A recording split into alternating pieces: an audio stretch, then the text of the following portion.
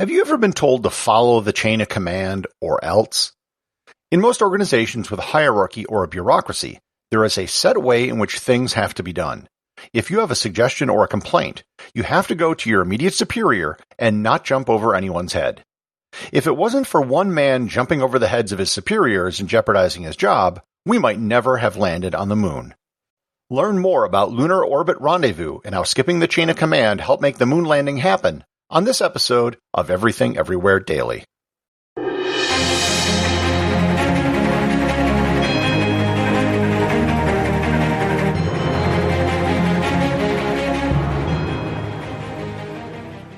This episode of Everything Everywhere Daily is sponsored by listeners like you. Creating a daily show like this isn't easy. Researching, writing, and recording a daily show takes quite a bit of time, and you have to do it every single day. Over on Patreon.com, there is a small but growing community of listeners who support the show with their donations. In addition to showing your support for the show, you can also get some extra benefits as well.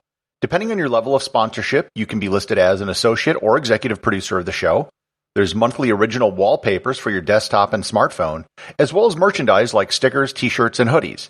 Depending on your sponsorship level, you can also submit ideas directly to me, because this is a daily show and I need a lot of show ideas. Next month, patrons will also be able to get monthly ebooks of the episode transcripts as part of their support.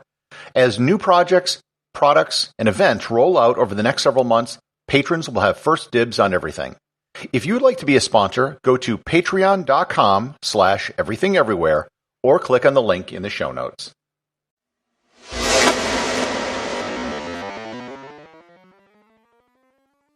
When John F. Kennedy announced the goal of sending someone to the moon, the idea had already been kicked around for several years. Everything up until Kennedy's speech had been totally theoretical, however.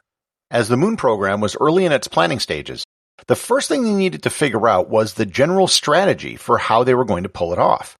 There were two competing strategies for how to get to the moon. The first was called direct descent. The idea behind this was very simple. You launch a really big spacecraft from Earth, the whole thing lands on the moon, the whole thing takes off from the moon, and comes back to Earth orbit. The benefit to this approach is that it's very simple, and at the time this was being planned, things like orbital rendezvous still hadn't been tried. The downside to this approach is that it requires a very big spacecraft and a whole lot of fuel to power the ship. In fact, a rocket called Nova was proposed for such a mission that was even larger than the Saturn V rocket, which was eventually used, and the Saturn V rocket was the largest rocket ever made. The second strategy was called Earth Orbit Rendezvous. The primary difference between this and direct descent is that you would do several smaller launches, assemble the spacecraft in Earth orbit, then basically send the assembled spacecraft to the moon, land it, and bring it back to Earth orbit. This didn't require as large of a rocket as direct descent did, but it would still require bringing a large craft to land on the moon and all the fuel which is required. This problem of getting to the moon was considered as far back as 1919 by a Russian engineer named Yuri Kondratyuk. He realized that the biggest problem was that of weight. The more weight you carried with you, the more fuel you needed, which in turn was more weight, which required more fuel, etc. He came up with the idea of a segmented spacecraft that only used the parts necessary for each step of the trip, thereby minimizing weight and thus fuel. This weight-saving strategy was called Lunar Orbit Rendezvous. The leadership at NASA during the time they were considering their moon strategy did not have this option on the table. In 1958, the Space Task Group also came up with the idea of Lunar Orbit Rendezvous, but the idea didn't catch on. It was an engineer by the name of Tom Dolan who really believed in the idea. He developed a full report indicating how it could be done.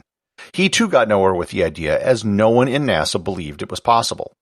Finally, the idea was championed by an engineer named John Houbolt. The main area of resistance in the early 1960s was the idea of orbital rendezvous. It hadn't been done, and no one was even sure if it could be done. Even at a theoretical level, it was a very difficult and complicated maneuver. Many NASA officials thought it was so difficult and dangerous that any proposal which relied on it, especially a rendezvous in moon orbit, was out of the question. Houbolt was determined to get this idea into the right hands because he knew the success of the moon landing program depended on it. This is where he decided to bypass the NASA hierarchy and go over the heads of his superiors. He wrote a lengthy letter to NASA Deputy Administrator Robert Siemens, which started with the line, Somewhat as a voice in the wilderness, I would like to pass on a few thoughts. In the letter he said, quote, "Do we want to go to the moon or not? Why is Nova, with its ponderous size, simply accepted? And why is a much less grandiose scheme involving Rendezvous ostracized or put on the defensive? I fully realize that contacting you in this manner is somewhat unorthodox, but the issues at stake are crucial enough to all of us that an unusual course is warranted." Unquote. It took 2 weeks for Siemens to reply, and he said, quote, "It would be extremely harmful to our organization and to the country if our qualified staff were unduly limited by restrictive guidelines." Unquote. He promised Hubble that more attention would be given to Lunar Orbit Rendezvous. At first, the idea still encountered resistance, and some senior engineers would even disparage him and his work to other senior NASA officials. However, over time, the science behind the idea eventually won out.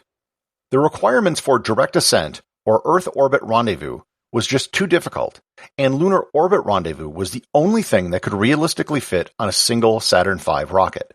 One by one, NASA engineers and management began accepting the need for Lunar Orbit Rendezvous, and on July 11, 1962, NASA had a press conference where they announced their new strategy.